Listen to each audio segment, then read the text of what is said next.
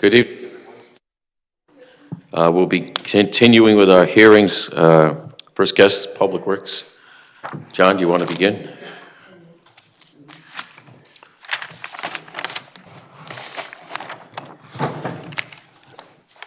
Should be able to hear me now. 97, page 97, please.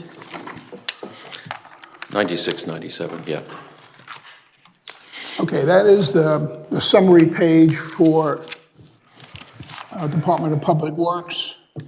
The major funds come from a go-to three, which is street maintenance, fleet maintenance, refuse, and then building maintenance. The parking maintenance is used to repair and maintain the parking lots that the city owns.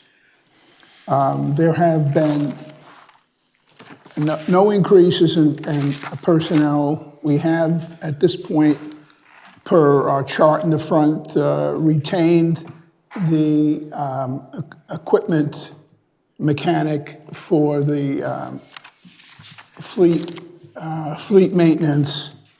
The work of that department is ever increasing, complexity, et cetera. And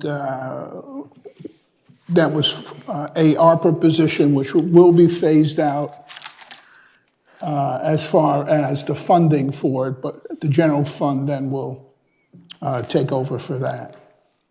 So that is one of the few positions that we were going to maintain from ARPA.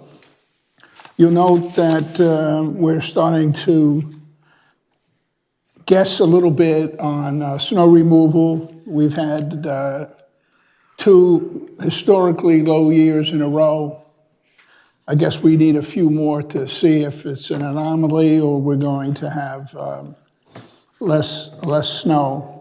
It won't be as low as the previous year. We did have some plowable storms this year and ice, but the trend looks good. And at the same time, ironically, salt is still going up, even though demand is less. Try to figure that one out. I think salt is the most common mineral that's on the Earth's crust, and it's become so expensive. I assume it's mostly transportation, but still, it's kind of perplexing when demand is down, the material is plentiful, and we're still getting what I think historic increases on that. With that, we'll take questions on the individual departments, starting with streets and maintenance, and we'll go from there and answer any questions you have. Pat, anything you'd like to share at this point? Well, I'd just like to reiterate that, you know, the mild winters has basically saved, you know, made our budget possible to live within over these last 2 years. As material costs have gone up for supplies and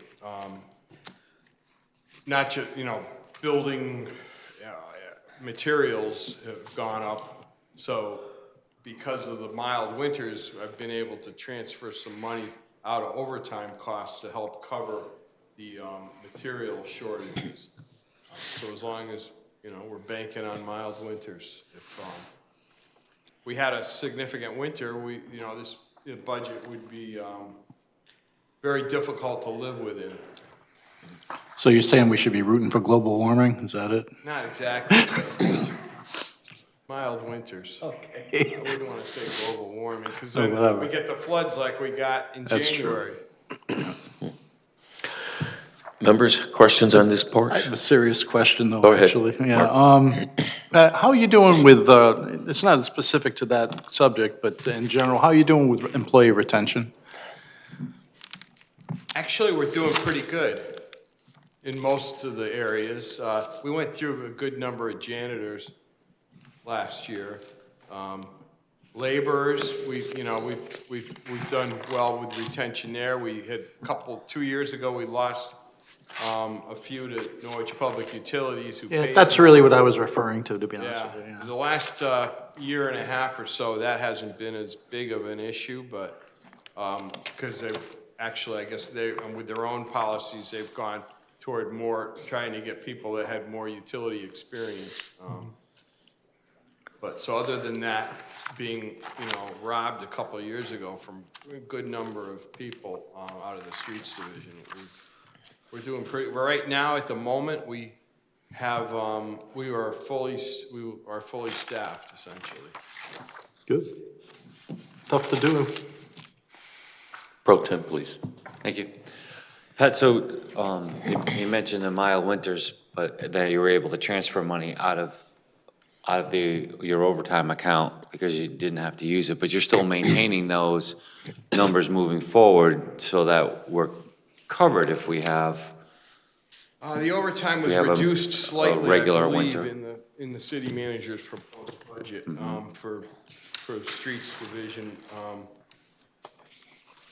It was lowered by $10,000 from what I had requested, and also in a couple of the others a little bit, which was about 10%. My So- request kept it consistent. Okay, thank you. And I was looking at the capital budget and then saw that you had requested $1 million for parking lots and resurfacing paved areas. And then it looks like, to me, like that was funded at about 50%. Correct, yeah, what the funding they provided, Josh and city manager provided was from the LOTSIP. LOTSIP is actually, LOSIP rather. LOSIP went up this coming year usually we got about $350,000 a year. LOSIP is Local Capital Improvement Program money from the state. It's based on a bunch of factors, but we traditionally, you can use that money for any types of capital projects. Traditionally, Norwich has been putting it into our paving program, that chunk. It's, in this year, because that went up, we were funded by nearly $500,000 for that, for the paving of roads and parking lots. But it used to be traditionally, back about 4 or 5 years ago, we would get funds from capital for general paving of roads, like maybe up to $500,000, $1 million a year.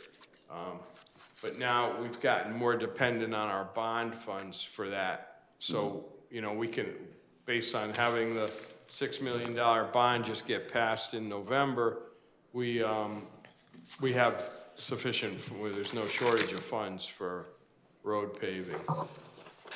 So I just want to be clear, so the 517, 814 is all LOSIP grant? Correct. So so essentially, the $1 million request was not funded at all out of the general? Not out of the general fund, no. Right. Okay, thank you. Thank you. Thank you. Other questions on that division? Yes, Alderman Singh. Can you put some light on the software update and maintenance that we are? On the what? Software update. Software update and maintenance. Street and Park Maintenance Division. So the software is something that I had pushed down to all the budgets so that it's becoming a larger cost across the city. So for street maintenance, software includes the Verizon Connect vehicle GPS, Microsoft 365 licensing. Well, those are the two large ones. That's $12,000. So this year you're trying to divide them across the different departments? Yeah, so you can see. Because in the past I never saw this. Yeah, the total cost of software everywhere. Okay. You'll see this in most departments that have this cost. It'll be prorated out to the various departments.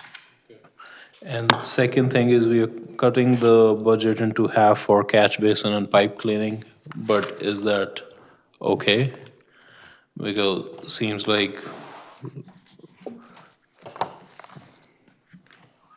Well, with the VACOL, we're doing our catch basin cleaning pretty much all 100% in-house.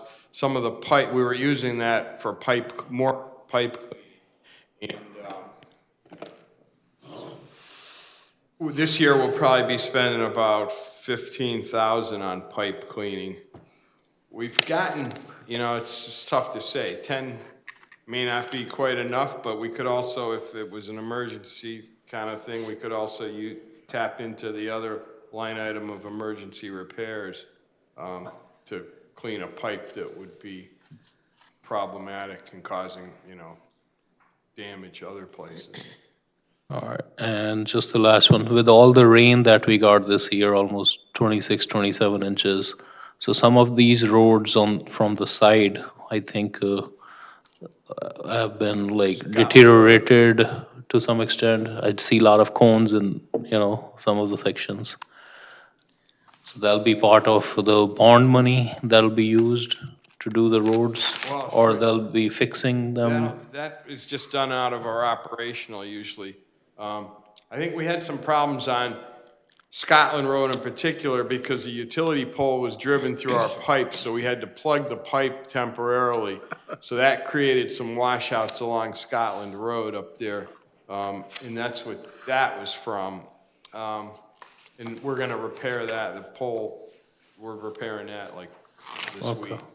But most of those type of repairs come out of our operational budget for materials and supplies and our regular labor. Okay, thank you. The members' other questions? Alderman Gould? In the Parks and, Streets and Parks Division, you have the emergency repairs account. What kinds of things do we use that for? We've been using that mostly on collapsed retaining walls over the last few years, which we've had a few this year. On city property? Yeah, supporting city roads, basically. Any wall that supports a city road is our responsibility. That's what that's been used primarily for. Okay, thank you. Other questions on this section? I'll ask you one on streets. The bridge, still going to be on time to be completed beginning of August in time for the school buses Bless you. to return? Yeah, and maybe even slightly before that, but yeah, it will be completed by August. Good, thank you. Just Pro follow tem, up. please. Yeah, if I can follow up on it. So then, how long before New London Turnpike? No, it's gonna be a few years. That'll be a couple of years. Oh, so the, We just got awarded the grant and we're trying to, so DOT, because this is congressionally directed spending funds, and it's run through Connecticut DOT, it's a new program and it's like nobody's returning my calls on to how we get started. So it's not getting off to a good start, but through no fault of our own. But DOT is overseeing those funds, and I have to get someone's attention. Are you saying they have to develop regulations to? Not regulations, but how it's gonna be administered.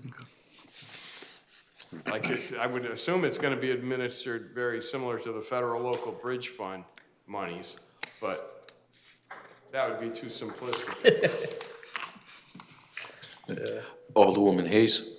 So my question has to do with our existing parking facilities.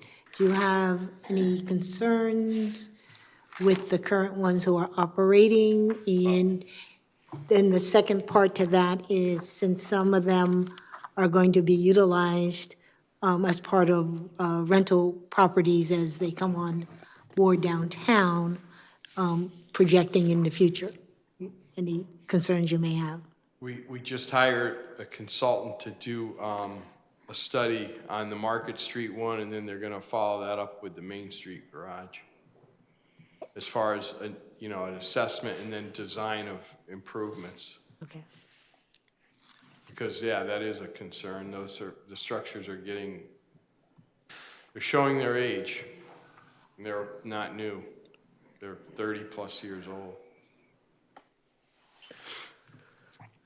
And that will happen and follow that, your assessment, the survey, Assessment will be we just awarded it last week, so assessment will be done by June or July, I think.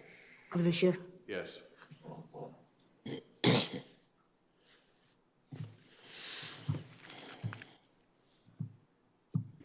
Go on to Next department.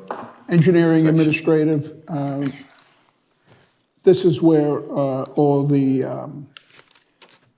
engineering and administrative employees are held. You'll note that we kept this budget pretty much straightforward from previous years. And this year, we were consistent with that. Also, street lighting, since it's on the same page, 99, we've been pretty steady on that since we went with new lights with the street lighting, and our energy consumption has been pretty consistent, and we've been doing pretty well with that. Hasn't been a large share.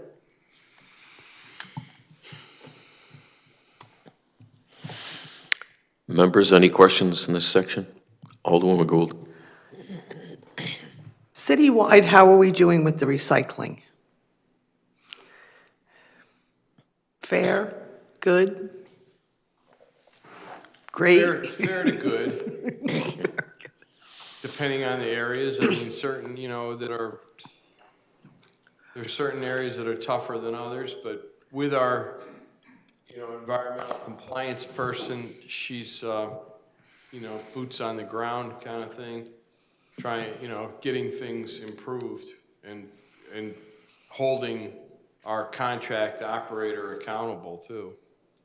Because it's a combination of getting the citizens to do things correctly and also, you know, keeping on the contractor to make sure they're devoting enough resources to the city.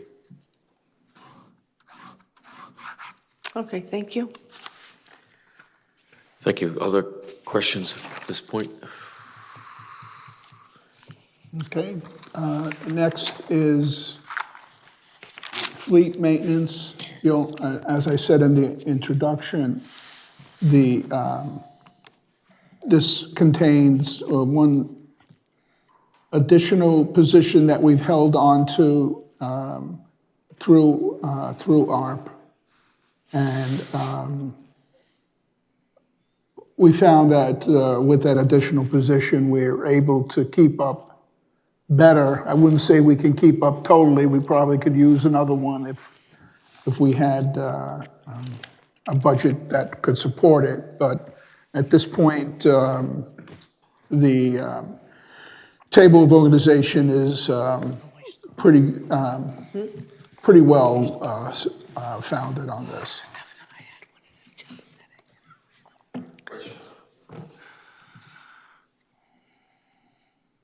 No questions on this section? Yeah, it shows up as 0.75 of a position because we still have enough funding in ARP to cover the first 3 months of the fiscal year with that. But it's a very much needed position. Our backlog we've been able to reduce the backlog with that extra mechanic. And thank you for that. Yeah, many departments outsource their fire equipment because it's complicated, pumps, things like that. We do it in-house, which is not consistent with all fleet maintenance. I know in 2 of my cities, that part was farmed out. We cover that within, and we save quite a bit of money compared to contracting that out.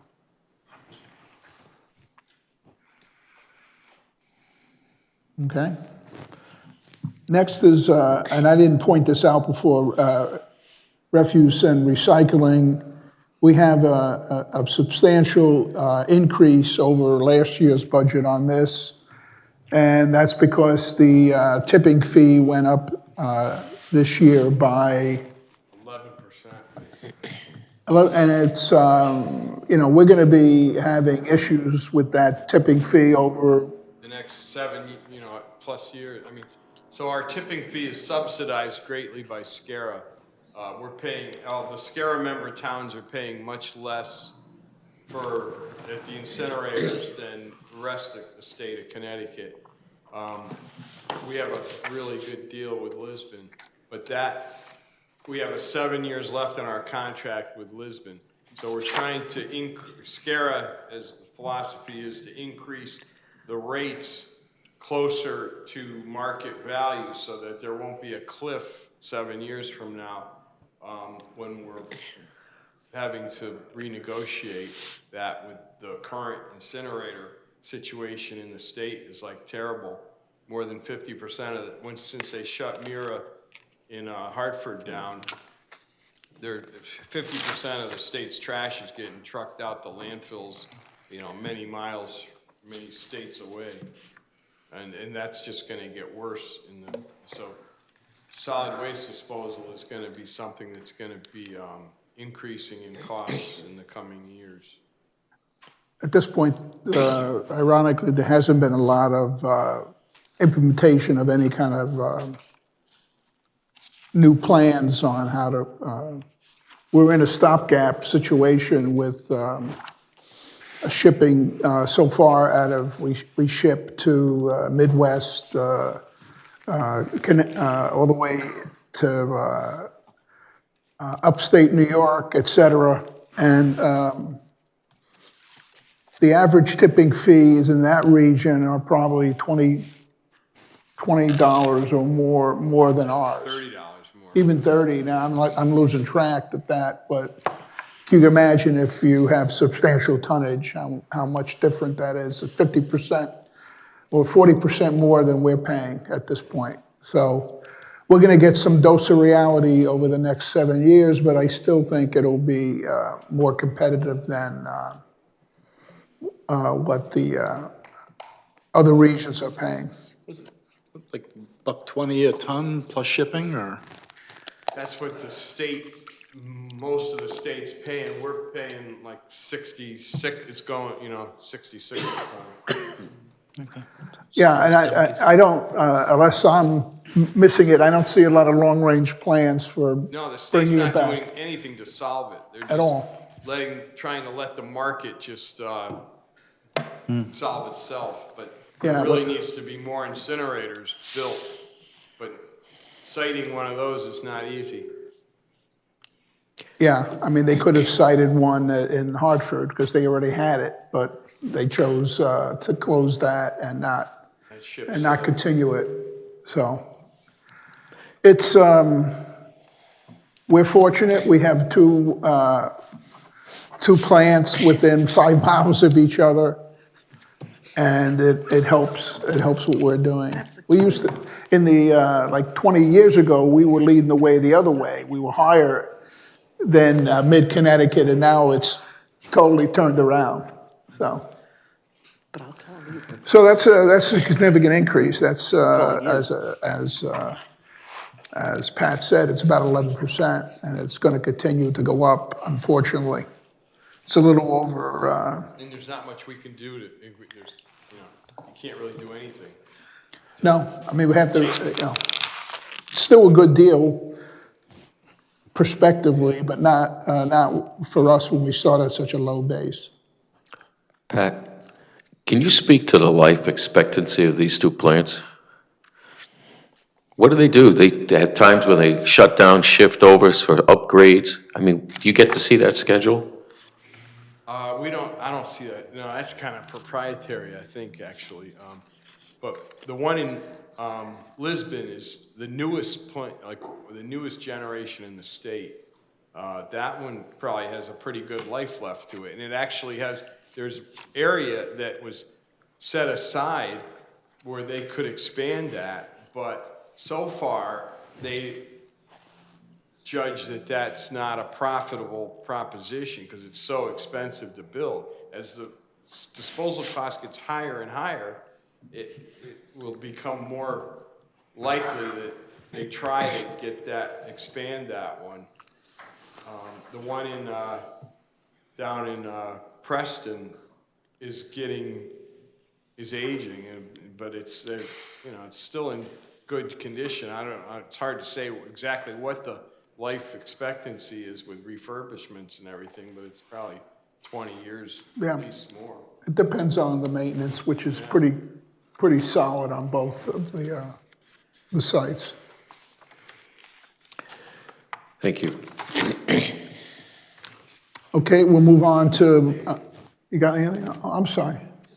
One more question, I'm sorry. Bulky waste collection, we have $52,000 in there. How many residents are taking advantage of the twice-a-year bulky waste pickup?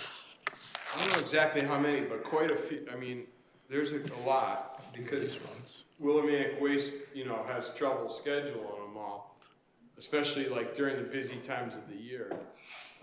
Like now. Spring cleaning? Yeah, well, in the summer, actually, yeah, it slows down in winter, but even in the warmer weather, it's a lot of people are using it. But we have one thing we eliminated to try to save money is those free days that we were doing at the transfer station because they were costing us about $9,000 a day.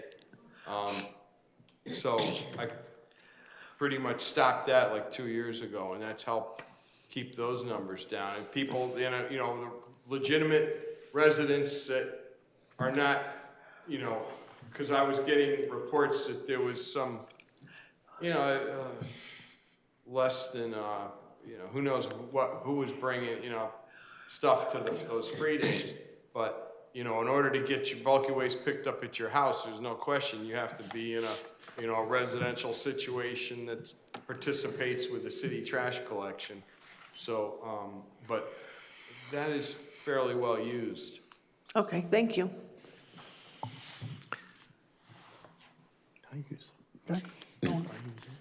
The next is building maintenance. This department maintains all the city-owned buildings. In addition, we clean NPU headquarters for a fee.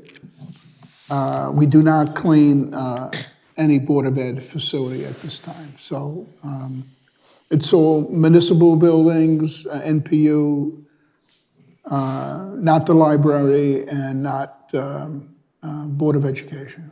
Oh, we do the library. Oh, we do the library? Oh, we get a fee for that, right? Or no? Yeah, that's right. I'm For sorry. years. I don't know if we get a fee or not, but we. Well, I think we do that gratis to try to support the budget. In the police department? Yes, we clean Police the police building. department also. Yeah. Yeah, that's probably our busiest since it's round the clock and it gets a lot of use. Police department is a high maintenance, building maintenance area. Pretty status quo this budget. We haven't made any real initiatives. Well, the repairs and maintenance are the things that we struggle with because of the cost of materials, the repair supplies to repair things or. Yeah, I mean, we've cut them back a little bit. We think we're seeing some leveling off of some of the costs of maintenance out of our budget maintenance. And we've had some big items in the past that hopefully will repeat. Like We got a lot of old buildings. like the infamous elevator, it took a long time and it was expensive. But in-house, we do a pretty good job with it. I'm very comfortable with the way we do it. Members have questions on this division? Okay. Finally, parking maintenance division. I Actually, if Josh has anything to say on it, since the administration of the parking authority is under finance now, the collections are through our tax collector, collector of revenue. And so we work in conjunction with the authority. Anything that you'd like to say on that? So the parking commission has adjusted its rate structures, and some of the costs that had been picked up by the general fund have been shifted over to the parking commission so that the taxpayers are paying less of it and the users of the parking facilities are paying more.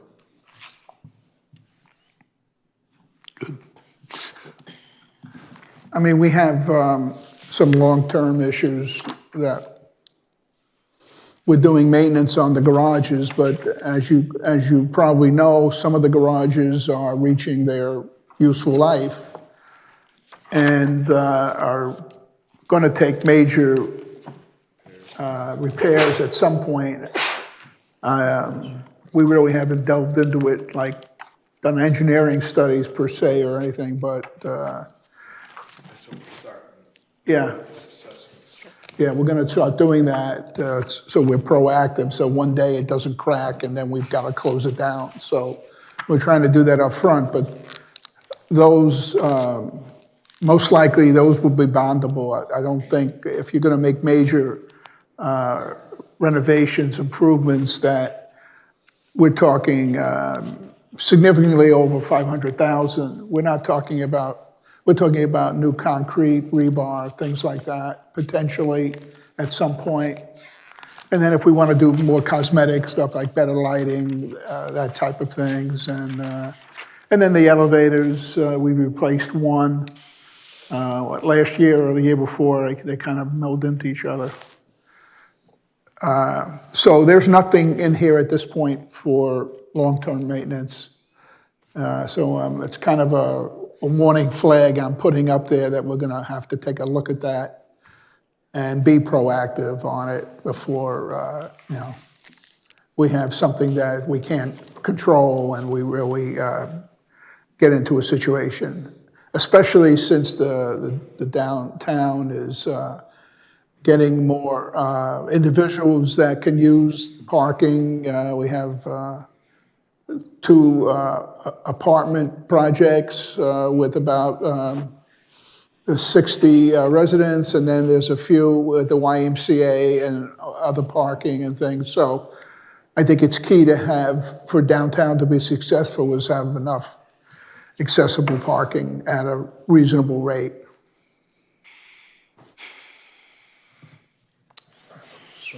Members? Thank Okay. you. Singh? So the assessment that we're gonna do for all the parking garages, it will highlight the needs as well, like there's a lighting need, this is what we need, so it's like kind of a, Structural, mechanical, electric, the whole, so it's like a What's park project. What's our oldest lot now? Market Street, And that's how old now? it's like 35 years old. Yeah, so that's, More than that, it was yeah, there I thought it was like 40 years ago when I was close on to the police 40. department. It was, And that's really a kind of a demarcation line for that, where, we inspect it, but we're not, doing core samples, things like that. At some point, at 40, it gets a lot of exposure. Parking garages, a lot of exposure to salt, water infiltration, corrosion. So we have to, we're not saying there's anything imminent, we're not at all. But we're saying that to be proactive, we need to take a look at that in the future.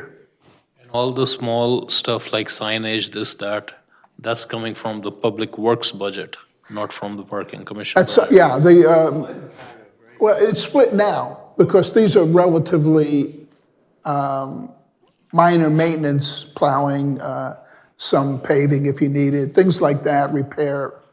But if you're going to do a major renovation that's going to be, you never could pay for it out of the authority, that you couldn't charge rates that would pay for that.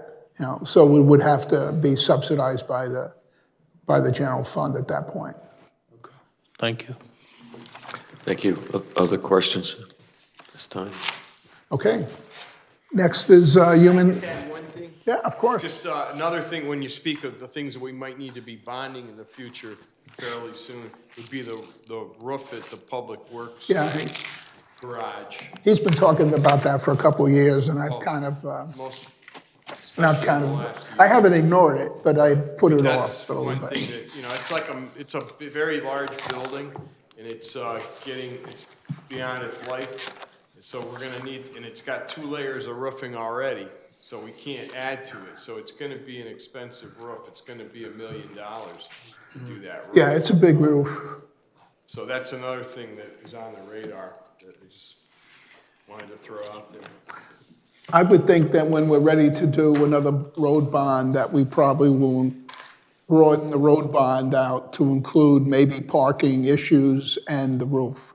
So it's more than just roads. That's not for a few years. We just, the citizens just passed one last year for 6. But that will run out, and then I would probably want to propose more of a comprehensive approach to that. We'll see where we go with that based on analysis that we'll do. This is Patrick's last budget. Patrick is retiring. I don't know if everybody knew that.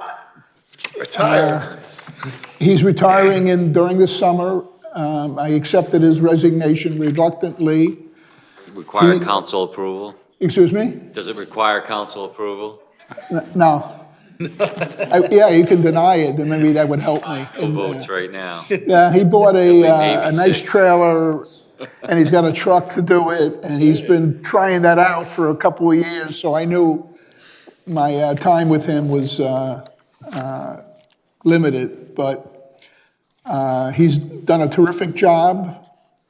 I always look at people I appoint and I rate them kind of in my own mind. And he's one of my better department head appointments, so I don't want to embarrass him, and we work well together, really well. So it makes it easier. So, Thank you. Thank you. Get out of the bag. I figured this is a good time to do it. I didn't tell him I was doing it, but Pat, thank you. You were a wonderful city engineer, and I remember working with you then in that role, and you've been a great public works director. Thank you. he's got a few months to go. Yeah, 3 more. Let's not rush it. No, not tomorrow, that's right. I don't want to rush it. Okay, next is Human Services. Kate, you going to come up?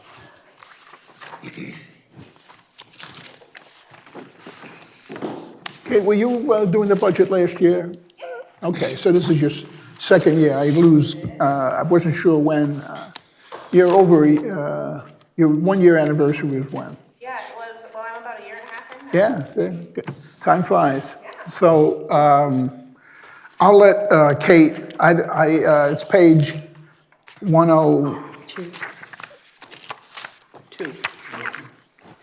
What was that? 102, it's right. Yeah, that's right after Public Works. There are 4 divisions here. We made some changes to the way we budget and administer things. You'll note that we cut out recreation and combined it with youth and family and recreation services. So one person now does both of those jobs. We used to have a separate recreation and a separate youth, but we did that last year. They had to convince me to do it, and it worked out really well because there's a lot of synergy between youth recreation programs, and then integrating that into our regular recreation, so it works well. So even though that's 0, as you can see, it jumped in 23, 24 to include both departments, and it's now 0. But there are positions here that will be have to look at closely. They are our positions, and as we said, we would be looking at those positions on a case-by-case basis on here. So with that, do you have any overall, or you want to just go department by department? It's up to you. I would like to go overall first, Okay. if I could. Thank you. Hi, everybody. So like I did last year, before I dive in, I think it's really important to highlight my staff who made the effort to show up here today. Of course, they're exceptional, but they're also so much more than the numbers on the page you're reviewing right now. So without further ado, we've got Haiti right here up in front, Haiti Mercedes. She's our Adult Family Services Division Manager. And then next to her is Hannah. She is our Drug-Free Communities Coordinator, Prevention Coordinator for the city. And then we've got Pam here, Pamela Rosado. She is our triage worker for Adult and Family Services. Next to her is Santana Harrison, one of our caseworkers for Adult and Family. And then we've got a longtime employee, Hallie Axtell, who's one of our caseworkers and a staple in this community. We've got Rainey Joseph, who is our CDBG-funded Norwich Works Case Manager for Employment. And then right behind her is Erin. So she has already been mentioned today. She's our Youth, Family, and Recreation Division Manager and has seamlessly managed the merger of those two divisions. And then another staple in our community, of course, you guys all know Mike Wolak, our Senior Center Division Manager. He even got applause. Did you see that? And then our newest addition to my team and headquarters, indispensable, Lindsay Karen. She's our administrative coordinator. So I'm going to go into some of the things that last year I asked you guys to invest in my vision, and you did, and thank you. And so I have a fun little infographic here to highlight your returns on your investment. Is that all right if I hand them over to you? Yep. Should I come around? What's the protocol? I like that term, return on investment.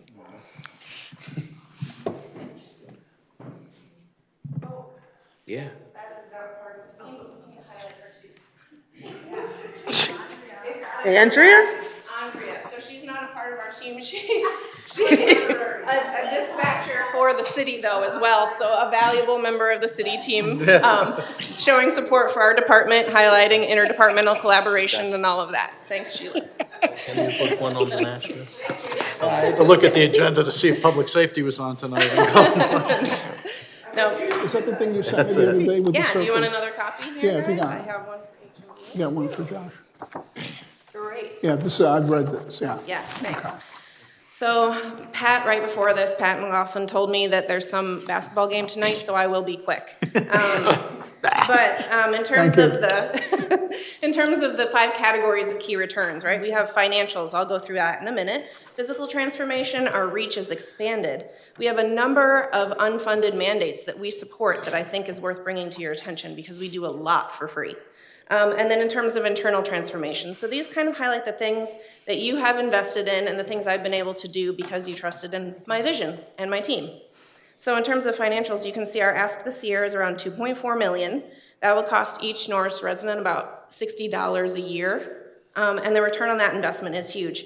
We're asking you guys for only 1.5% of the general fund. It's a negligible amount, and the amount we're able to do with what you give us goes so far. 34% of our programs, our operations are grant funded. So every dollar you give us goes really far. In terms of our master list of accounts, that's something I've been able to do with Lindsay's help. We historically have never had an entire accounting of every single program, org, object code that's allowed set up in all of the entire department. So now I have what we call a master list. So if someone says, what's the munis code for this and what's an allowable object on this, I have it one-stop shopping. So in terms of being good stewards for your money, the city's money, we're really working hard on that. And in that same vein, we have done a lot of program funds reconciliation. Josh in the finance department has been indispensable in helping us navigate which programs should be closed out, where overages should be cleaned up, and making sure that, again, we're being good stewards of the money given to us. So those financial overhauls were made possible through the administrative infrastructure you guys are funding. In terms of physical transportation, our NHS headquarters, so of course, there's only 2 of us there, and we sit in the lower level of the planning building at 23 Union Street.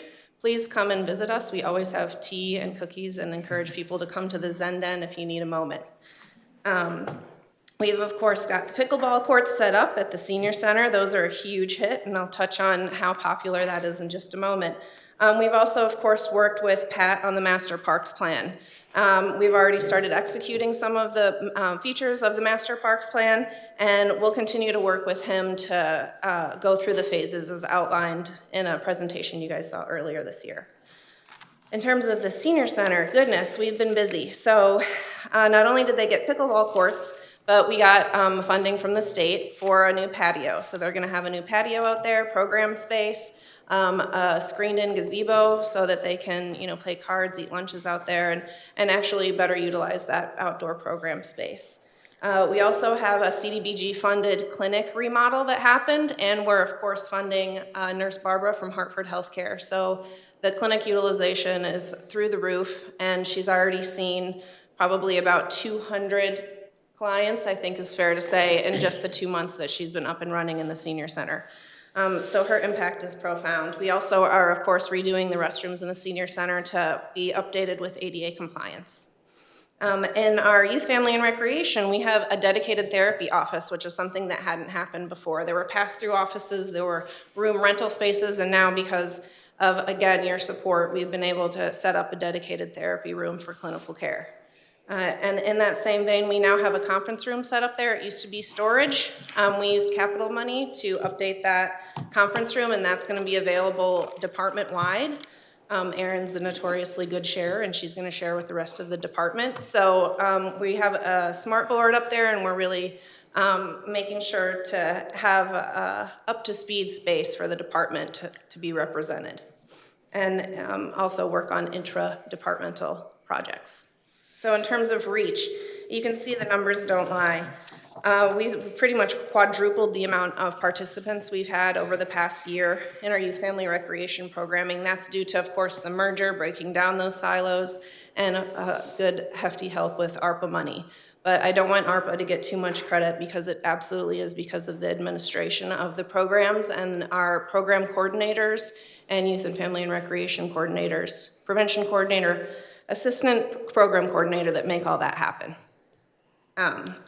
In terms of senior center membership, that's an astronomical increase. We have 8.3% increase in membership. We're actually having to consider maybe limiting future membership to only Norwich residents because we're getting 20% of our membership now is outside of Norwich, and we want to make sure, of course, to serve the need of Norwich residents first. In terms of serving their needs, also our Adult Family Services Division has helped around 10% of our population every year. So they give us 1.5% of the annual budget, and we help 10% of them with it. Again, I just think that that's an important return on investment worth highlighting. And then returns on investment. This is really the most important thing, I think, because they are unfunded mandates. So I know that the Board of Ed talks about this. This is a constant problem when the state and other entities mandate things of us without any financing. So the Fair Rent Commission, that's the most obvious example in Norwich for us. Any complaints that have gone through the Fair Rent Commission have gone through our Adult and Family Services Department. So the administration of that commission is effectively going through the Adult and Family Services Division. Our housing management team, that's worth highlighting because one of the city goals for the year is interdepartmental collaboration, and I don't think there's a better example of that in the city than maybe the housing management team.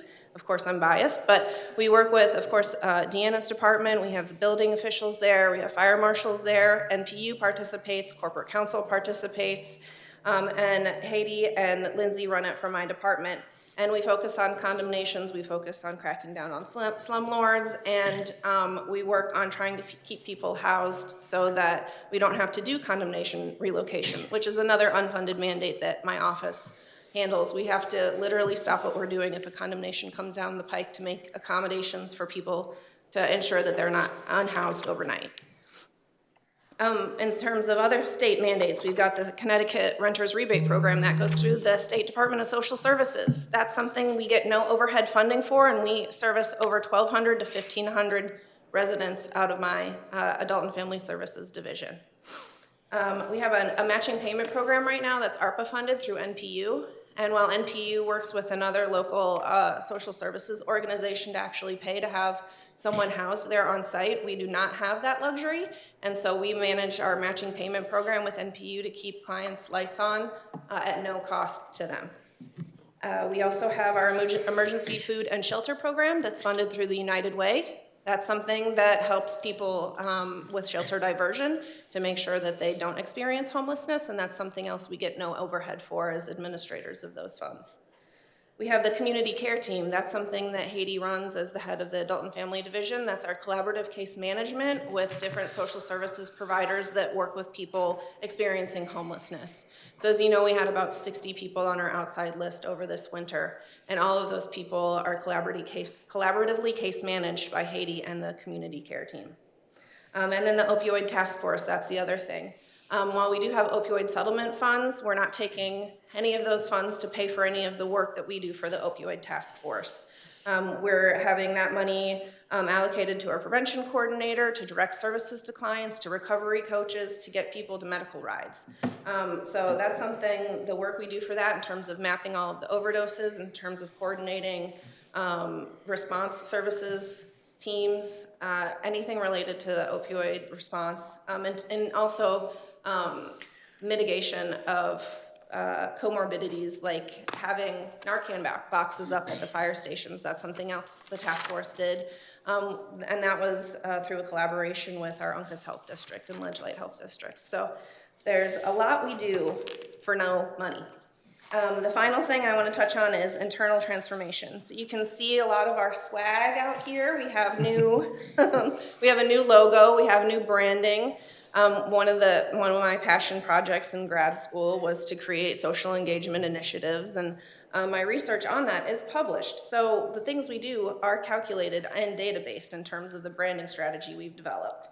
And in terms of, and also in that same vein, another free thing we got was a promo video. So a direct result of the community relations we've been able to build and foster with this organization, or with a specific organization. I'll name him and give him full credit when the promo video is ready. But he's gone around and developed a complete promotional video for our department for free because of how impacted his family was from our summer programming. So people are motivated to give back when they see these returns on these investments. We also have free newsletters and our brochures. So we work with advertising companies. So we've been able to cut down, again, I know social engagement is a focus of council, and we've been able to cut down on costs for that too. So that's my spiel. We're worth every cent you give us and then some. You guys have questions for me? Okay, Members? we'll start with the senior center. That's the largest investment we make is in the administration of the senior center. And there was some incremental changes upward. Basically, salaries of regular employees was the biggest change. Other than that, there's some minor changes. They have again the first software contribution, and the other items are pretty much status quo. Questions? Alderman Bettencourt. Well, I guess regarding the senior center, I wanted to say that whenever I talk to the subject of the senior center ever gets brought up by anybody I run into, you know, Mike's an all-star. And I'm not saying that because, you know, I knew you from back in the day, but total disclosure, but he's certainly, he's extremely well thought of. And as he knows, my father and stepmother are up there every day, and it's just about, and everyone raves about him. So that's a good thing. So, with that said, though, I wanted to ask you a general question about, I don't want to get into the membership issue, but the program evaluation in general. So, do you have any mechanism for evaluating programs and making additions and deletions to the programs, even eliminating programs here and there, you know, and adding new ones? Yes, so we definitely have, of course, our suggestion box, and our program coordinator, Hillary, keeps a close eye on that every week. We encourage people to use it, and we review it at our monthly staff meetings as a group. I also have, twice a year now, I've set up AMAs, so Ask Me Anythings. So I come into the senior center and let them literally ask me anything about what we're doing, what we could do, and that's led to, the most recent AMA has led to an increase in art up on the walls. So that was one of the things they requested. When they request more programs, of course, we defer to Hillary, she's the expert, but we're starting to expand some of our programming with YFR now, our Youth, Family, and Recreation. They're gonna do a little more crossover. And so YFR has a better established program evaluation form, if you will, and process. But when we continue to break these silos down and integrate as a department, that's a priority for me, for sure. I'm all for that. I was thinking in terms of more specific programmatic in department goals, whether, if you're evaluating in terms of that. So I do have an annual retreat, and so we've had it twice now, and I send out a questionnaire, a climate questionnaire, and so the questions have been the same year after year, so I can see how the needs of my staff change, the opinions on the programming we're offering, their awareness of higher level city decision-making processes and things like that. So program evaluation is incorporated into that climate survey that I send out every year and then respond to in our retreat. Okay, thank you. Thank you. Members, other questions this time? Alderwoman Gould. What you should have said was that one of the direct results of a suggestion was the screened-in gazebo, That's true too. Thanks, Stacy. Yep. right? Yeah, no, I'm nothing if not responsive. Right, no, Yeah, it's that was true. one of the things Yeah, they that was asked at the for. Senior Affairs Commission. I do go to all of those meetings too. Right, that was one of the things that they had asked for, and, Stacy goes to making all it- of those too. Thank you. right, I go to those meetings, I do. And Michael's not gonna be the receptionist anymore? That's right. Thank you, guys. We can get them out in the community and they can actually see the guy we all love so much, right? Right, because he is like the most beloved person. Yeah, worth there. investing in. And that's why you Yeah. can see how much we've done since I've become director, because if I we can make saw him that turn red, value right? and responded to it. I feel like leading up to me becoming director, the senior center wasn't getting the attention it deserved. And I'm really proud of my working relationship with Mike and what we've been able to do together over the past 18 months. Right, and I've been to some other community centers, and asking different questions, and they all said, oh, and we belong to Norwich too. Yeah. They are coming from other towns to us. Yes. Because of the programs, or the diversity of the programs we do offer. So our senior center is really a shining star. Thank you. Since, Absolutely. yeah. One other follow-up, if I may, Mayor. So just regarding that whole thing, since and Stacy brought it up again, but I'm just gonna say, I mean, is there any way to do like a sliding scale? I mean, or higher prices for out-of-towners if we don't do that already? I don't know. Do we do that? Yeah, so Or is it a higher number? any membership amount is suggested. Right, that's, Yes. I'm aware of that. Yeah, so if somebody Even if has they're a- out of town? No, Out of town is a Yes. set fee. that's why we try to prioritize Norwich folks and get them in. They don't have to pay if they cannot. Okay. And also, if people are registered for programs, Norwich people, our residents get first preference if we have limited registration. Yeah, that's true Or for we trips want too. to do trips and things like that. Yeah, they get to bring a friend before out-of-towners get to register even. Extra little perk for Norwich folks. Thank you. Pro Tem, please. Hi, Kate. Hi. We've taken some heat from the podium over the last couple of months, not every meeting, but a number of meetings, about, I don't want to say issues at the senior center, but those persons' issues with the senior center. But I think that you've shown us here tonight that programs have expanded, membership has expanded, opportunities for interaction and collaboration and just companionship has expanded up there. So in spite of what we might hear from that box, I think you have the senior center going in a good direction. Well, thank you. And in terms of any feedback you guys get here, I do watch all of the meetings from home live. And in terms of responsiveness, I make sure to address any concerns that I see personally. So I've made personal invitations to go to opioid task force meetings. We've made sure that Hannah's come in and done Narcan trainings at the senior center. When people express that there's a lack of services, I rise to the charge, if you will. Thank you for doing that. Could you talk just for a moment about pickleball?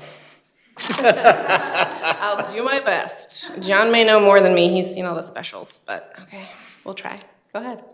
Well, no, I'm. More about it? Yeah. Well, just I think yeah. that is a huge driver for the increase in the senior center membership. I think we saw when it was just inside, people would wait all day for hours. They would be grumpy because they wanted more pickleball time. Chair yoga wasn't as important as pickleball. You know, like there was a huge demand for it, and there continues to be a huge demand for it. They're out there when I meet with Mike at 7:45 in the morning on Wednesdays.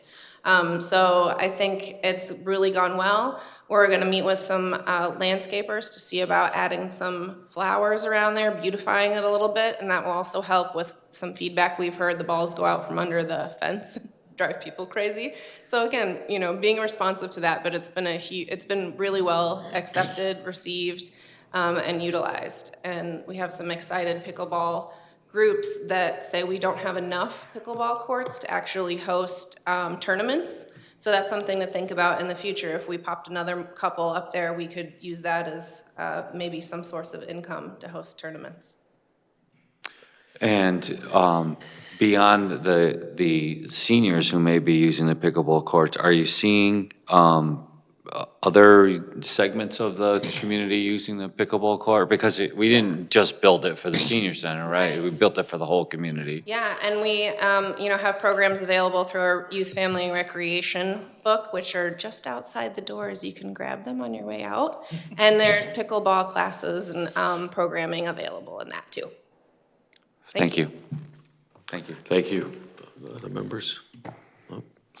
Let's move forward, John, please. Yes. Next budget is Youth and Family Services, and that's on page 1, or the numbers are on page 108.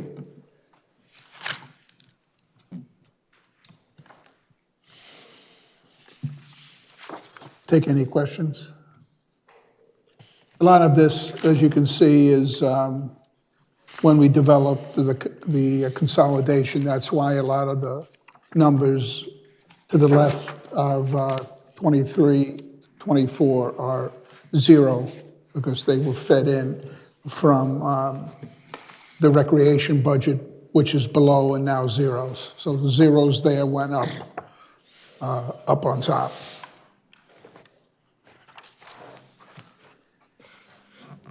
Alderwoman Hayes. Okay, so follow-up conversation that I believe we had last year with youth and family providing services within the school system.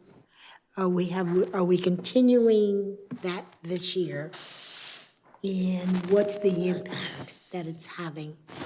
So it looks different this year than last year. Last year, we were contracted with the school district to actually provide programs in the school. So we were subrecipients of grant funds they received. So the administration of that got a little clunky, to be frank, and so we pulled back, and we've continued to partner with them. So we have a litany of free programs we're making available to Norwich Public School kids. We also made Norwich Public Schools after-school program at Kelly one of our subrecipients for our $13, which is the schools as community centers money. They ran their after-school programming anticipating they would get grant funding they did not get, and we were able to bail them out. So in terms of providing direct services, we're always providing those programs. We have our social emotional learning coach and our prevention coordinator inserting themselves into programs all the time. We have trained our, can I cite it? So you know about our First Step program when kiddos, when they get in trouble the first time in school, they're enrolled right with our prevention coordinator. So in terms of inserting ourselves into schools, there's a litany of possibilities. It just doesn't look like what it did last year. We continue to collaborate with them. As the ARPA funds start to, because you're still doing some funding with ARPA funds. Yes. As that winds down, what's projected for the second half of next year then? Sure. Well, before ARPA, there were 21st Century grants with the Board of Ed. There were a lot of Community Foundation grants. We still get, a Community Foundation is helping with scholarships this year for our summer camp. So we'll just continue to find funding where we can. And I think that now that our partnership has been reborn and revisited with the leadership at the Board of Ed, our grant writing ability will be stronger, and I think that we'll be more guaranteed to get funding that maybe fell through previously. So I think I'm hopeful in the partnership, but I can't guarantee funds after ARPA. Okay, my final question, if I can, this summer, I know last year Norwich Public Schools did not run their summer programs. Looking at this summer, the impact if they don't run summer programs. Yeah, we absorbed it best we could last year, and that's our plan this year. We can't subsidize the cost of camp like we did in 23 and 22 because there was a specific ARPA fund for that we've drained now. But with these grants that Erin's been able to secure, we're piecemealing some scholarships together to be able to expand programming, quotas, ratios, and things like that. Does that include busing? No. No, okay. We would love our own bus. Thank you. Other questions? This division, Alderwoman Gould. Okay, so on page 107, you talk about some of your accomplishments.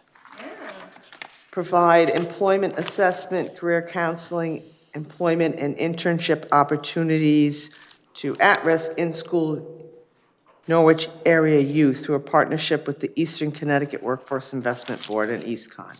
Yep. Can you elaborate Yes. on that, please? Yes, that program is actually what brought me in to be a city employee. That was the first role I had here in the city, was the youth employment coordinator.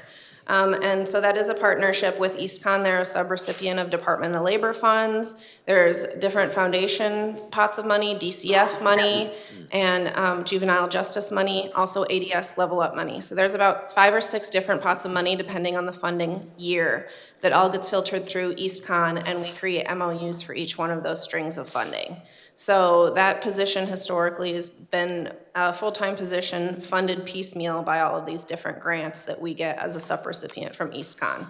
So we have been able to serve anywhere from 100 to 200 Norwich youth at a minimum wage for anywhere from 100 to 220 internship hours. And the bulk of that, 80% of that work has to happen in the summer. Okay. Under federal grants, you talk about a Center for Disease Control, $125,000 drug-free communities grant to prevent and reduce the risk of underage substance use. Yes. How is that done?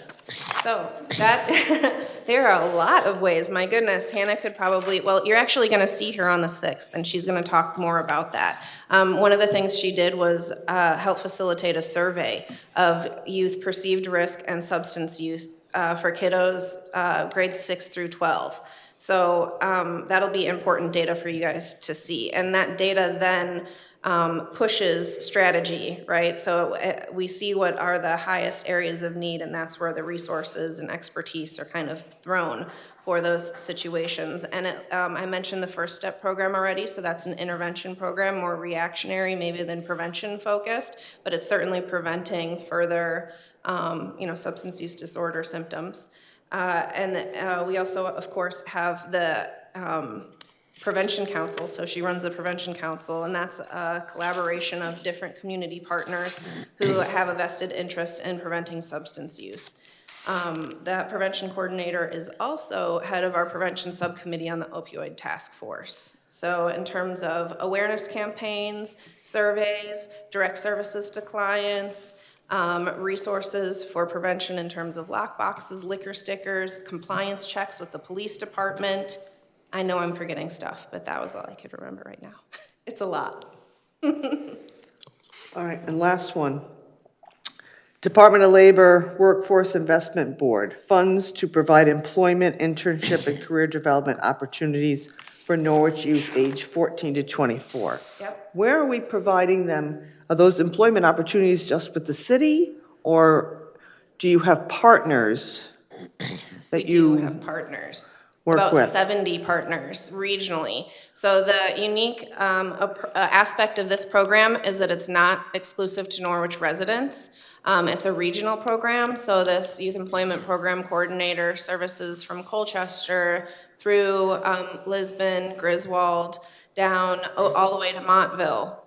So the reach is huge, and we have work sites in Griswold. Griswold Rec hires a number of our interns for their camp. Of course, we do here as well. So there are city entities and departments that take on our kiddos. Deanna's been a great partner in taking on our interns before. And so there are city opportunities depending on the department's availability and, nature of the work they do. But certainly they're well embedded in a lot of different organizations, from small businesses to Hartford Healthcare, Backus Hospital. All right, thank you. Thank you. Thank you. Other questions? Mr. Fisher? I thought it was going to be fast, sorry. Okay, then we'll move to page 112. That's Administration and Adult and Family Services Division.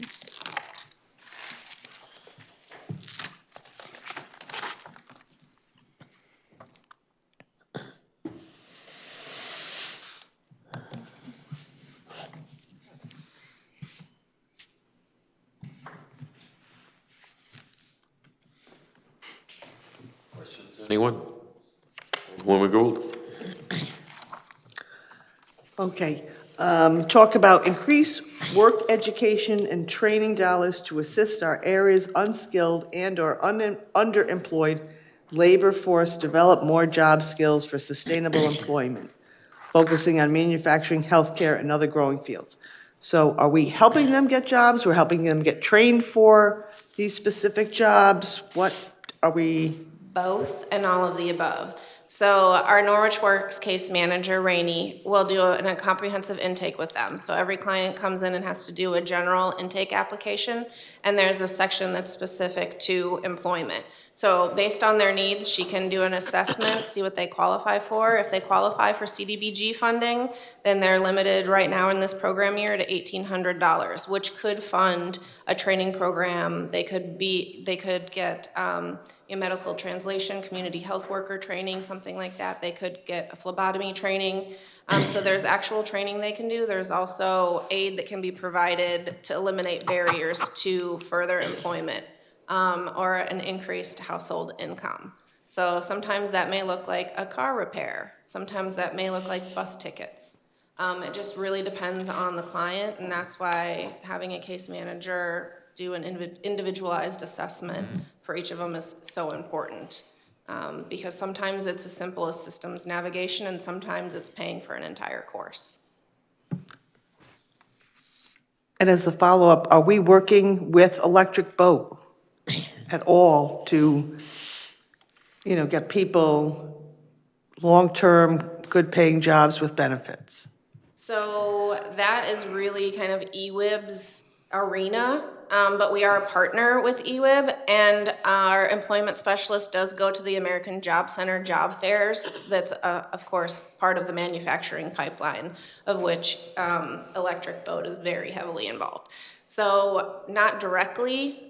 We would love to be able to tap into CT Hires network, but that is somewhat separate from us. So we have crossover, but we don't have direct funding to get people into EB or have any employment pipeline in that way other than through existing channels like EWIB. We would send folks to the manufacturing pipeline for that.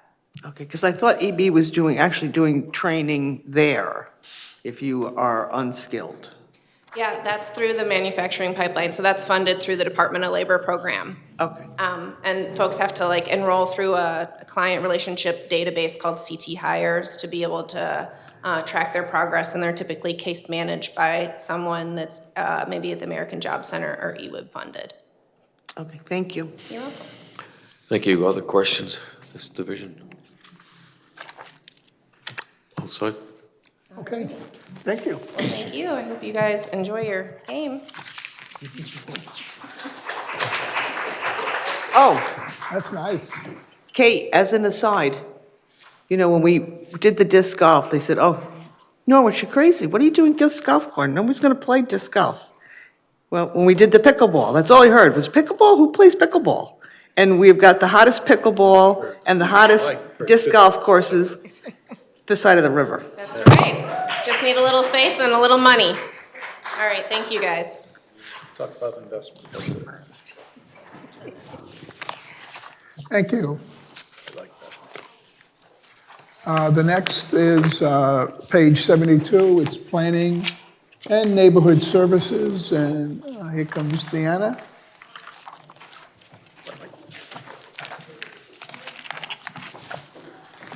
I gotta go down there and see him and sign up. This department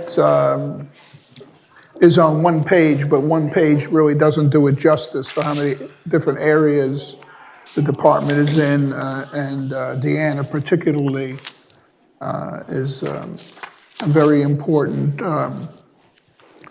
person to me in a lot of special projects and other issues that we're doing. So I wanted to publicly thank Deanna tonight for being such a great team player. As you know, this department includes planning and zoning, and then enforcement of building codes, et cetera, blight.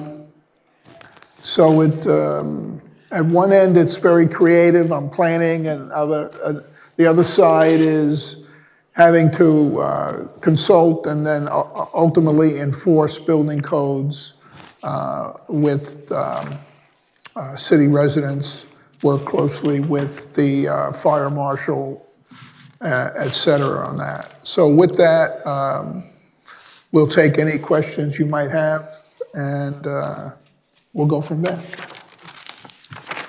Members? Alderman Bencourt. Something ridiculous first, but I think a witch costume would be appropriate for budget season, just for the record. So, yeah.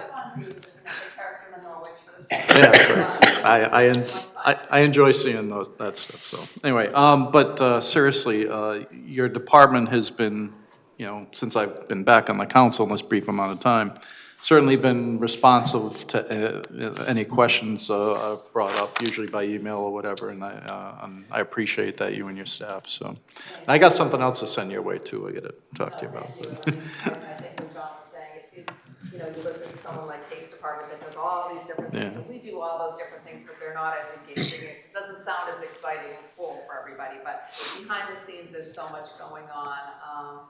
You know, we primarily are regulators, that's what our department really is. I thought from your responses, it was very obvious that you'd already been working on these issues, you know, whenever I'd bring them up. We try to stay on top of everything that's going on. We've had a wonderful relationship with NCDC and MPU, and we meet every Thursday, our staff, with them, with their leaders, and talk about every project that's going on in the city. It can be something small that's like some electrical problem at someone's house that's just between the building official and MPU, there's something funky going on, so we work it out, like what is going on, why is that not taken care of, to really large projects, you know, where are they standing, something like the Hill Mill or Panema South, like, okay, where are you guys with this, what's happening on your end, where is it installed? So, you know, obviously, the intention for our department is to see things move forward. We, you know, on the planning side, it's taking those projects that come in and helping people literally hand-holding through the development process to get their project approved. And then it rolls into that let's see this project move forward.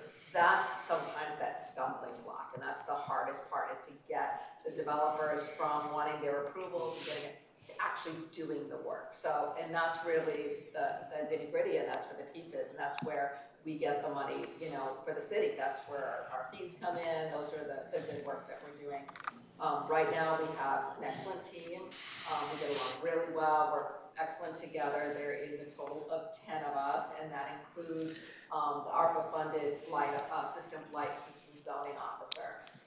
And that position has worked out really well, and it has helped the zoning officer to get away from some of the minutia things, helping people at the counter to really focus on the permitting, because only one zoning officer can sign off on a permit for all these permits that are coming in.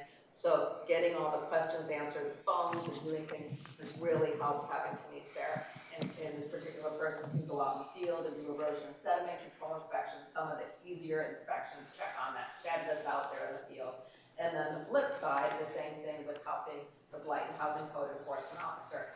She doesn't do housing code, she doesn't do all the things that are more code related with heating systems or electrical and things like that might be problems, or porches falling off, but she takes care of the grass and those bulky waste things that are outside. So those quick, easy things that we can take care of. I think having 1.5 kind of works out with both of those positions has worked super well. And so the ARPA funding for this position does end at the end of June, and it is in the budget to continue that position. We feel that it's really important to keep that position in place. We're constantly sending our staff for new trainings. Obviously, because of the rain, it's a lot of training and discussions about drainage. People get very confused about, call the wetlands agent if there's something going on with the water. But it's really not wetlands, this is drainage and other issues that get really building code. How are we the downspouts on someone's house or footing drains? So it's kind of really learning that place of who should be answering these calls. So everybody's internally getting training about when these calls come in about rain. Historic tax credits, we've received some recent training on that, so we can help people to get them the resources to do more preservation and take advantage of those tax credits out there. And working also with Community Development Department really closely with the money that they have for doing housing rehab. So if we have something that's a blighted house, they need broken windows, or they need a new roof, or their heating system, we've been able to partner with the Community Development Department. So it's really worked really well. I mean, I think we're kind of that engine. We just keep moving. There's, and applying for grants and doing things and working on the projects to make the city a better place. Alderman Singh. Thank you. On professional services and equipment and furniture maintenance, can you elaborate, like, you were asking something and you're getting something else, like, what were some of those items? Sure. So in the last couple of years, it's been a little high, and the reason that is because we were working on the plan of conservation and development. So we needed help with the consultant. There is some monies left in this current budget year that we want to take advantage of, which helped us to reduce next year's ask. So we're going to be going out for zoning enforcement regulations to rewrite those now that the plan of conservation and development is done. And we will do about half of that work internally and house all the mapping, and we'll do all the facilitating of the meetings, the public outreach. So we just need a consultant to really advise us and to help us do that package of the zoning regulations for us and format it. So we think we can do it with the funds that we have left in this fiscal year right now. And we will also be using, hopefully I have enough money in this budget, or it would fall into the next one, to continue in the community rating system program, which is the FEMA program that allows people to get that 10% discount because we're a class 8.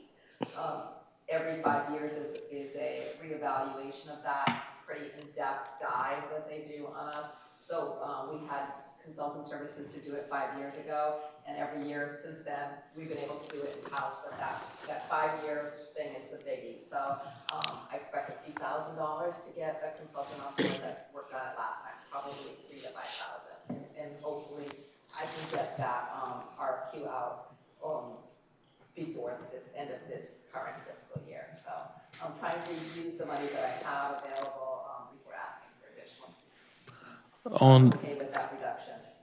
Okay, Thank you. And on zoning regulations, do we plan to make some kind of standards for, let's say, short-term rentals or the room situations We're gonna that, have those you conversations know? when we do the zoning regulations, to talk about if they're appropriate in the zoning regulations, or it should be an ordinance, which a lot of communities have done. So we just need to discuss how that should go forward. The legislature, I think, is talking about that again, as far as, you know, coming up with some law statewide of how they're gonna deal with short-term rentals, because it's something that's happening everywhere. So we work closely with the COG on that, so I'm sure that possibly, oh, sorry, that'll possibly come out. Also with the increased rents everywhere, right? There are a lot of people who just want to rent room, but it's not really allowed in our city, but I'm sure things are happening and. Exactly, so we and need to look at that, is that, you know, traditionally that's been sort of a rooming house, but nowadays things are changing of how people's living arrangements are and how they want to live together. So we need to look at that from a zoning standpoint, but it goes further, it goes into the building and fire codes, because what happens is when people want to live together in those arrangements, a lot of times they want their privacy and they want locks on their doors and they want deadbolts and key, you know, their own key to their rooms, and they want to cook in their rooms. That's where the problem starts. So it's somewhat living as a family, but then you're really not living as a family, because you could be living with strangers and you want to have that protection by having your locked door. So it brings into not just zoning, but it brings in all these fire and building code questions as well. Another thing is providing a people platform that how they can legally do things, because currently it's just answer is kind of no, it's not allowed. You know, and then a lot of people won't come forward to make those changes related to the safety.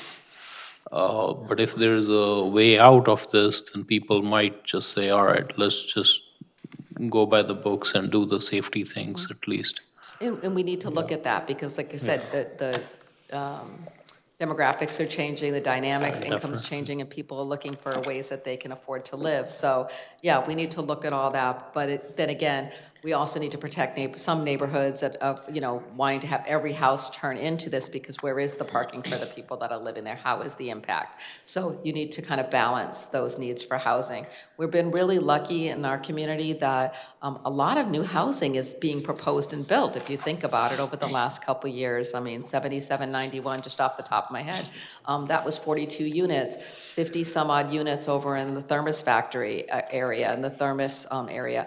On C Street, 66 units. I mean, these are the ones just at the top of my head. I think we just approved another 6 the other day on Main Street. So there's a lot of housing, like apartments in options that are happening. So we'll see. We'll see what's happening. Thank you. We'll see what goes forward. Thank you. Other questions? Pro Tem, please.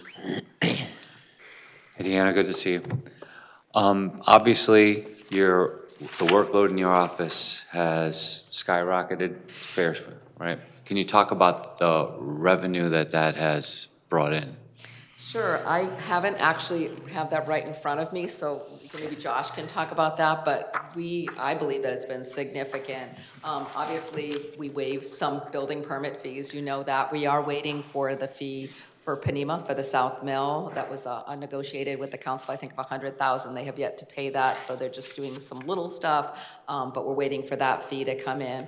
But all these projects are going to bring in significant fees, and we're happy to collect them on behalf of the city, because it really goes back into the general fund and really helps out with the budget.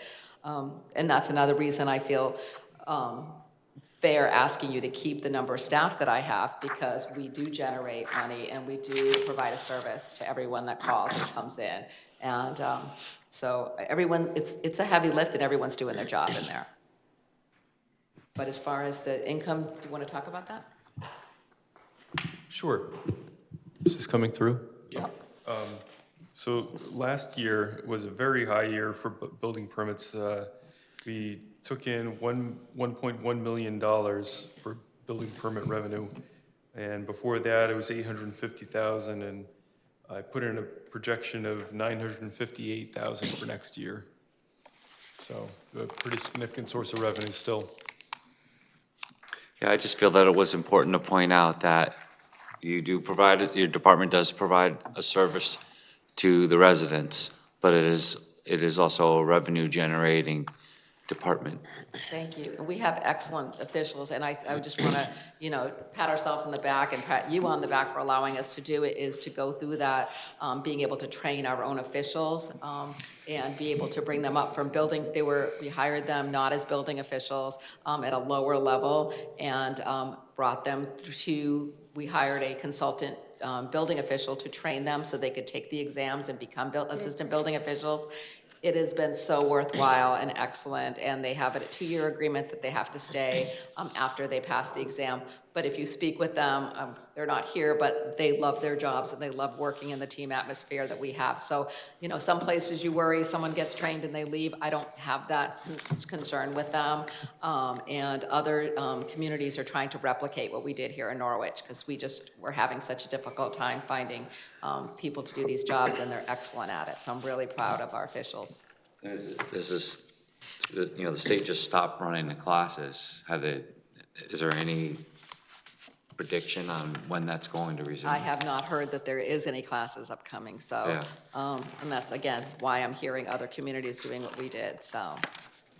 I'm just a short tangent, but I have kids that would probably be well-suited to be building officials, but I can't give them the requisite training. It's not part of my curriculum. They need to learn it somewhere, and they'd probably be great, and it'd be, obviously, the next generation of building officials, right? But there's a disconnect there. There is, and believe me, if we had enough staff and we could do something and start our own program here, I think people would send students here to learn and to do just what we did. I think that was a great learning ground for our officials too.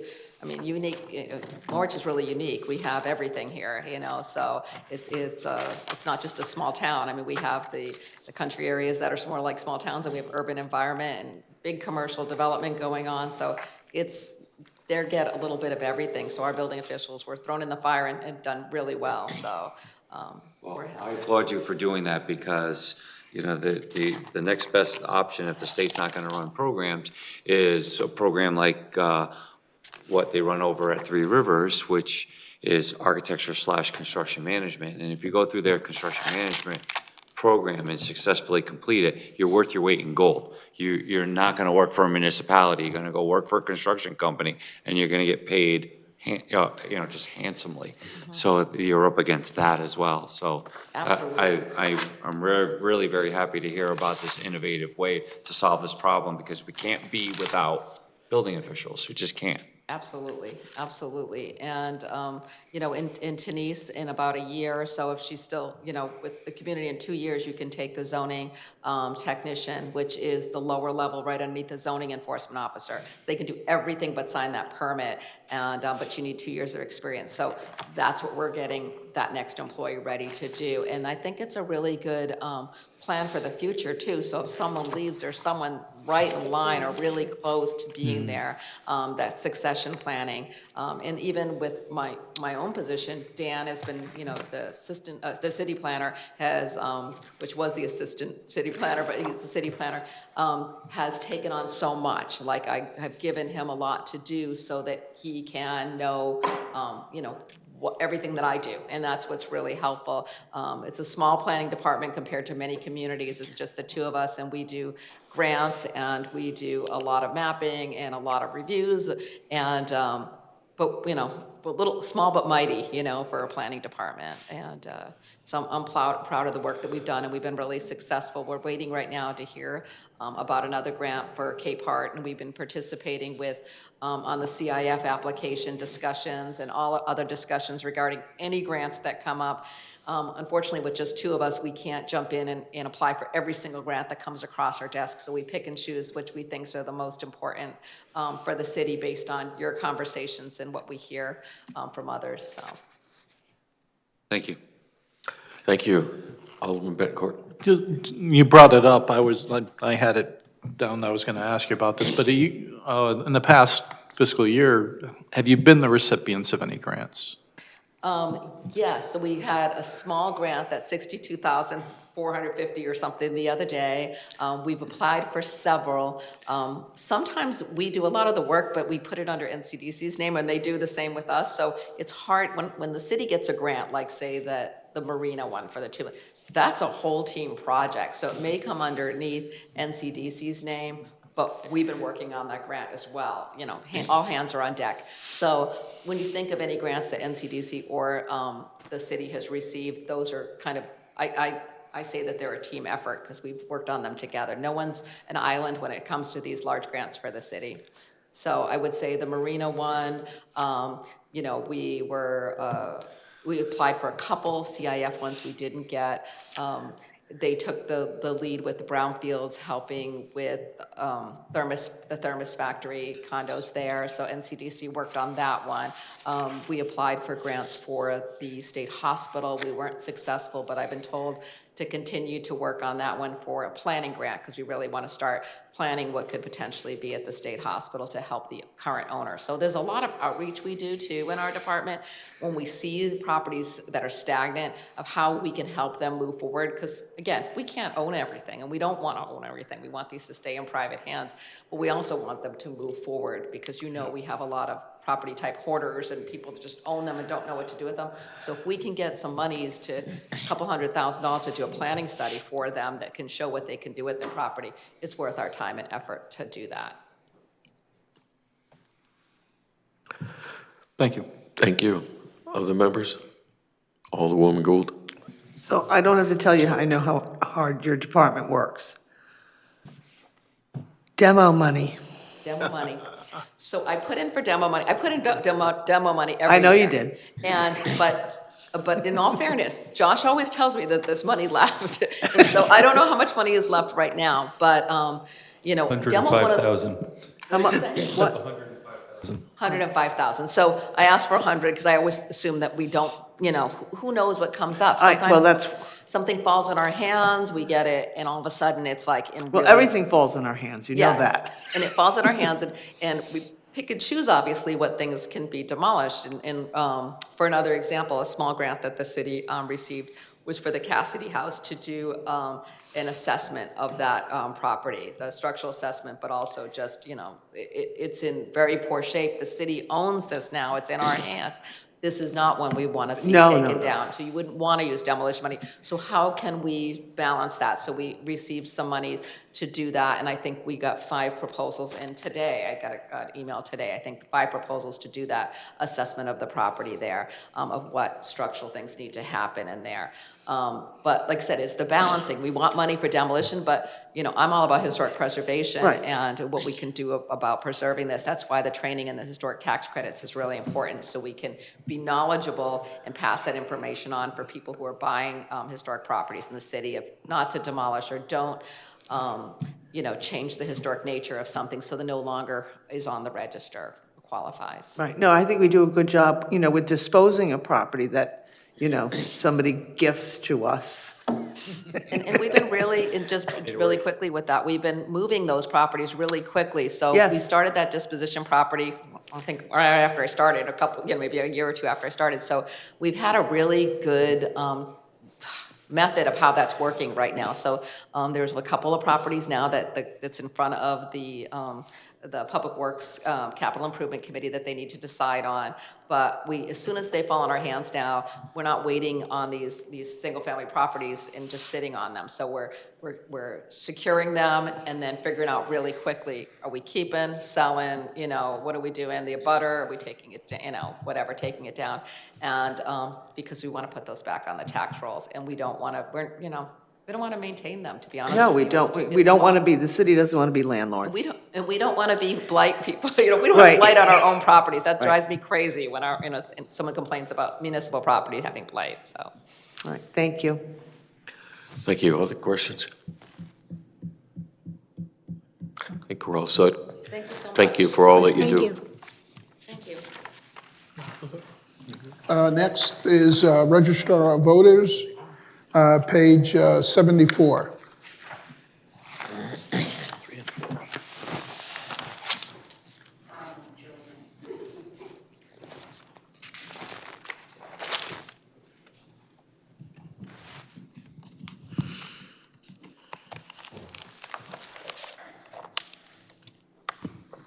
Good evening. Good evening. Yeah, this budget always presents some challenges because you have to make some assumptions on how many referenda you might have. Primaries. You know, we're still working on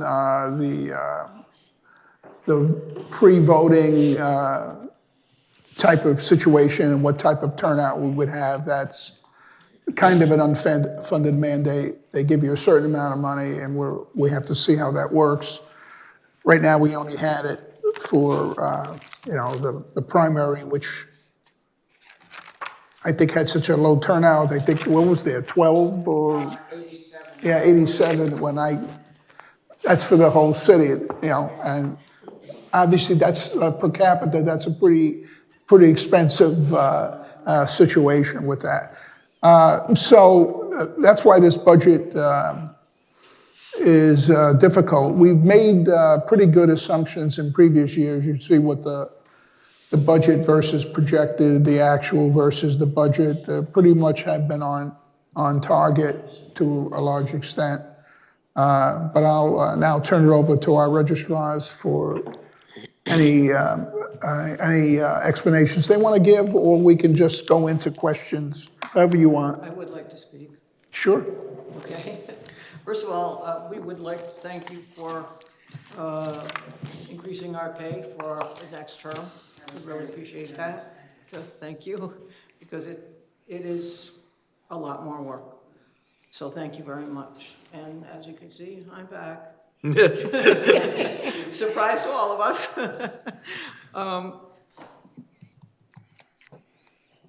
I've looked at the numbers in the very short time that I've had to look at them, and I, quite frankly, do not think that $202,000 is enough money. I'm looking at the numbers from the 22-23 election. We had 2 special elections that year, which of course contributed to the costs. But for this November election, we will have 14 days of early voting. For the primary in August, we will have 7 days of early voting. We need to have a minimum staff of 6 people for each one of those things for each day. And for the November election, we need to hire about 50% more people than we normally hire. So I'm looking at these numbers from 22-23, and I'm thinking that that's probably pretty close to what we will need. I've actually projected about $95,000 for seasonal temporary employees. It's a lot of money. We would like to eliminate the $3,000 for transportation. I've been told that that is to hire buses. In the past, whenever we've had buses, we've had extremely low turnout. Originally, when they started with the buses, the bus company was doing it for free. They did that for several years, and then they started charging us $80 per each driver, which usually was only 3. Then all of a sudden, they raised it considerably. So previous registrars decided to try to get the money from the private sector, which they did. But I just can't see $3,000 for 2 or 3 voters, and that's all we get. It just doesn't make sense. And with early voting and absentee voting, there's really no reason why somebody can't vote. They can find ways to get other places they need to be. So why can't they get to where they need to vote? That's my logic. Also, printing, I think, so, wait a minute. Equipment and furniture maintenance. I'm looking at the 2022-23 was $9,600 approximately. So we were allocated 7,000, but I really think the 9,600 is closer to what we will need. Printing, ballots, we will need 100% ballots for November. And of course, if we have a primary, we'll need the ballots for the primary. But in November, we will need 3 different ballot types. The ballots now have to be printed in English and Spanish. It's only one ballot, but it has additional printing on it. And for absentee and early voting, we will also need a large number of ballots, which again are different ballot types. And they may have to be separated by precinct, depending on how the state likes us to do that. The only other addition that I'm asking for is moving the voting machines, which for some reason was put in at 0. If it rains, the maintenance department hires trucks because apparently maintenance doesn't own a closed truck that can accommodate our pulling what I call vaults. So we're just asking for the 400 to be put back into the budget. So my numbers come up to $245,286. The allocation now is $202,286. So that's where we are. And I can say, in the time that I was registrar before, we never went over budget. So I try to always do what I believe we will spend. And generally, we have a small surplus. If we don't have a primary, then we definitely will not have an issue, but we never know. I mean, we won't know until June whether or not we're having a primary or 2 primaries, which again requires additional people because we need to have, the 2 parties represented. So that's And the where early we are vote. with our numbers. And of course, that does include the raise. You had already included that, so. I will say though too, talking to Kathy Austin and stuff, which I hadn't realized, was that this November they have put the no excuse early absentee voting back on the ballot where it should have been in the first place. So hopefully we won't have this awful. Is that the constitutional amendment or? Yes, Yeah, okay. to do it like they did during the pandemic. Right. But that way it will be maybe seasonal help for the clerk, maybe, with the absentee ballots, but it won't be the 14 days of staffing with people and so hopefully. The other issue with the 14 days is the Tuesdays and Thursdays of those 2 weeks, the hours have to be 8 to 8. It includes 2 weekends, and the other days are 10 to 6. So even if we've only paid minimum wage, that's a whole lot of money. And we pay maintenance, of course, to stay, Of course. open on Saturdays for us or Sundays as you will. And there's a strong possibility. Clerk when they have to come back to receive the ballots. There's also a strong possibility that we will have to have more than 1 early voting location. The state is requiring any cities that have a population of over 20,000 to have more than one early voting place, which means then we have to double the amount of people that we need to hire. So the legislature was told over and over again that the municipalities would not be happy with this early voting because it's so expensive. But they did it anyway. So here we are, we're stuck with it, unfortunately. But if the no excuse absentee comes in, hopefully it will replace the early voting and we won't have these crazy expenses again. Or at least I don't reduce the think number of days.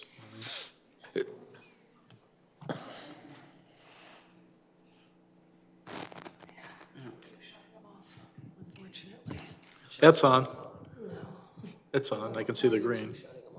That should be on. Eat the whole thing. I will if you want me to. Tip off, John? I'm that serious. Just joking. Members, Alderman Singh. So I'll talk about budget later on, but if you can share, how was the experience of early voting on the weekend? Like, were facing any difficulties? While it's a process, right? New process, they gotta put stickers, they gotta scan the stickers. Very new and it doesn't flow. And- And it has to be worked out better. And was there any specific training given on handling all this? The problem about the training is that we didn't get the final directives from the Secretary of State until after hours the Friday before. Oh. And it started on Tuesday. And I will say also, we had to submit a plan, and so did the other 168 towns in Connecticut. So every town is working on a different plan of how they implement this. So there's no standard yet, you know, of where it goes. And so now you have, I think people are under the impression early voting gonna come in, is gonna be quicker, when in fact, you have to go to the checker, and then they will get you all set up that well, now you gotta go to a ballot clerk. But to ensure, because unlike absentee ballots, they can't leave with that ballot. That ballot has to stay in that room and be voted.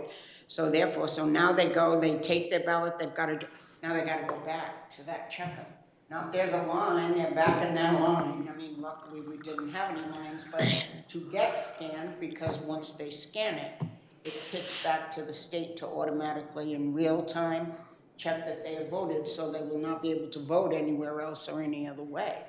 But it's a very convoluted kind, I mean, I'm thinking with the big crowd, I'm not sure 2 checkers? how to check more. We had 2 checkers. And we only had 87, but I mean, I think that might be a problem, and you know, I mean, depending on how many come out, And then, I'm a little concerned and afterthought of thinking, what's that gonna do to the city hall going down the elevator with the lines out to the street, maybe, you know, and I don't know. So only 87 people voted? that's correct. 87 in 4 days. Over 4 days. Okay. And just a comment on transportation. I know you're saying we don't need it, which you know better. I'm not challenging that thought, but just because it's a presidential election year, does it mean anything? Okay. There weren't that many more. Last year we had one, and the year before, I think it was 12, maybe. And that was gubernatorial. And that was right? gubernatorial, yes. So of course, this budget itself, and I'll share with John, it's a revolving thing. There are a lot of, state mandates, this, that. So do we have any contingency plan, like if that's the budget we will need? Or we would take it, we have a contingency budget that in case it blows up, the expenses that we would cover it. We took a good look at it. I'm gonna defer to Josh a little bit on this, because you can't go by some of the priors because there were extenuating circumstances in them. So in the last presidential election year, 2020-21, our total cost was $147,000, but this one's clearly going to be more expensive because of the early voting. In last fiscal year, it was $229,000 because we had 2 extra elections to replace Alderman Darrell Wilson's, now state rep seat, and a recall election for an ordinance. So those things pushed their costs up, much higher than they would have been. But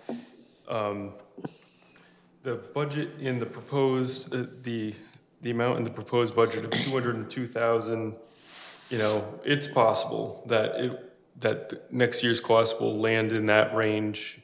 And it's also possible that they could land in the range that Diane described. It'll probably be somewhere in the middle, and we have a contingency account that can handle a $20, $30, $40,000 swing for something like this. Okay, thank you. Thank you. Other questions? Mark? To me, I mean, obviously, the job, I mean, it's let's say underappreciated, I guess would be maybe a good term. So, I mean, yeah, I mean, obviously, the importance to our democracy, is, be considered here, so, I'll take Josh's word saying that we'll be able to cover a shortfall if there is indeed one, and we'll deal with this, but certainly won't have any problem with that. But it's, I certainly appreciate what you do. I know just the record keeping involved and stuff has got to be crazy, so, keep. Surprised how many unaffiliated voters were really Democratic. Yeah, I wouldn't doubt it. And we know that unaffiliated's the majority now, so, but like I said, from my end, I appreciate what you both do. Diane, thanks for coming back. And I said hello to you when I saw you before, so, People keep asking me if I'm sorry now that I came back. I'm not. yeah, good, excellent. So, but, I'm confident what Josh tells us is regarding contingency, so, hopefully that'll take care of any issues. But you certainly put us on notice as far as that goes, and so that excuse me, if there are issues, we can certainly deal with it, so. Hopefully not. Sheila, did you have your hand up? Please. So because I've had the pleasure of working on the other side for so many years, I do know that the expenses are real and actually will anticipate. I think even this primary, it was a low turnout. Going back, Josh, 2021 for the presidential, remember we were still under COVID protocol. So there was still the no excuse absentee. We didn't have early voting. Many people took the opportunity to vote absentee.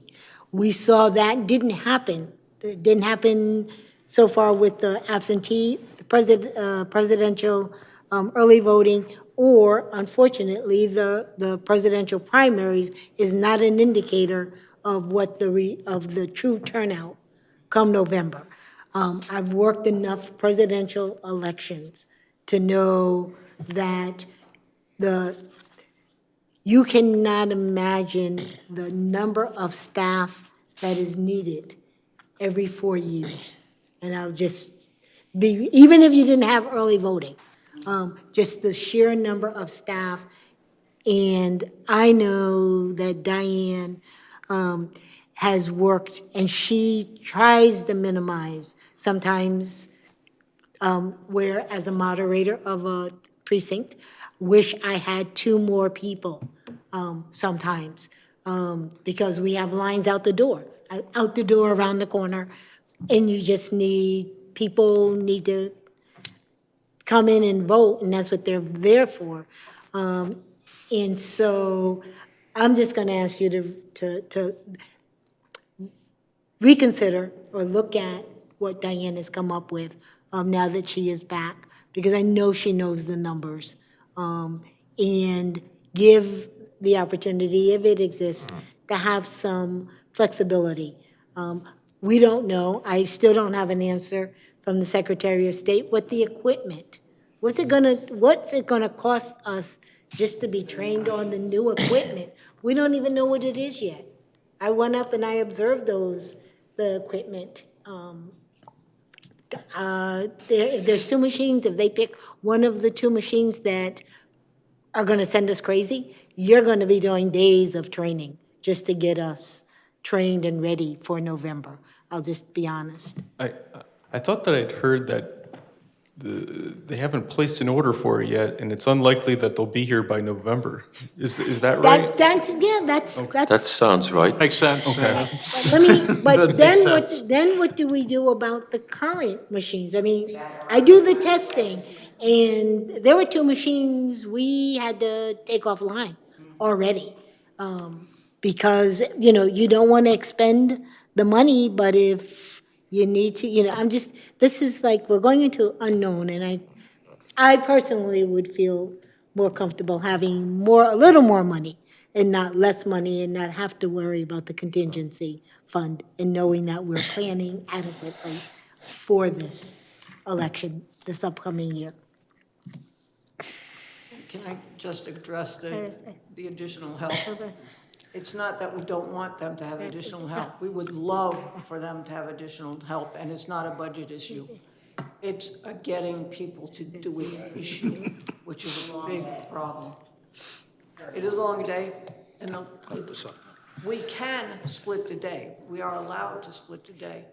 But then what happens if somebody agrees to work a half a day and their replacement doesn't show up? Then what do we do? It's a two-edged sword.